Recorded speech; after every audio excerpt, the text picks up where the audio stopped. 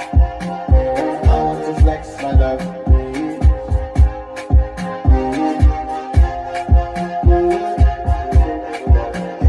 I'm not